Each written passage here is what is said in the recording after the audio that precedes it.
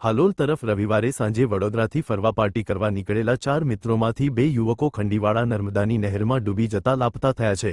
Party પૂર્ણ થયા બાદ શરતબાજીમાં એક મિત્રને નહેરમાં ઉતારવામાં આવ્યો હતો, જે પાણીમાં તણાતા તેને બચાવવા બીજો મિત્ર પણ નહેરમાં કૂદી પડ્યો હતો। પરિણામે બંને યુવકો નહેરના ઊંડા પાણીમાં ગરકાવ થઈ ગયા।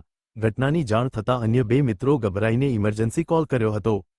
કોલ મળતાની સાથે મોડી સાંજે Halol fire fighter team Khandiwada Narmada નહેર પર પહોંચી અને શોધખોળ શરૂ કરી હતી।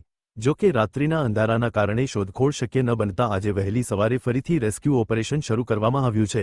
મળતી પ્રાથમિક માહિતી મુજબ વડોદરાથી આવેલા ચારેય યુવકો શિક્ષક હોવાનું જાણવા મળ્યું છે।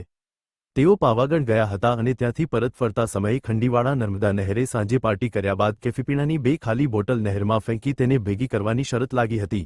આ શરત મુજબ માંજલપુરમાં રહેતા 26 વર્ષના શુભમ પાઠક નહેરમાં ઉતર્યા હતા, પરંતુ તેઓ પાણીમાં તણાતા તેમને બચાવવા માટે માંજલપુરમાં જ રહેતા 36 વર્ષના શિક્ષક રાહુલ યાદવ પણ નહેરમાં કૂદ્યા હતા। થોડી જ વારમાં બંને યુવકો નહેરના ઊંડા પ્રવાહમાં ગરકાવ થઈ ગયા। હાલોલ ફાયર ફાઇટર ટીમની ઇલેક્ટ્રિક બોટની મોટર ખરાબ હોવાથી ટીમને હલેસા મારીને શોધખોળ કરવી પડી રહી છે, જેના કારણે રેસ્ક્યુ કાર્યમાં વિલંબ થઈ રહ્યો હોવાનું જાણવા મળ્યું છે। ખંડીવાડા નહેરનો વિસ્તાર જરોદ પોલીસ મથકના આસોજ આઉટપોસ્ટ હેઠળ આવતો હોવાથી આજે જરોદ પોલીસ પણ ઘટના સ્થળે પહોંચી છે। યુવકોએ હાથપગ ધોવા ઉતર્યા હોવાની કેફિયત પોલીસને જણાવી છે। હાલ નહેરમાં ડૂબેલા બંને યુવકોની શોધખોળ ચાલુ છે।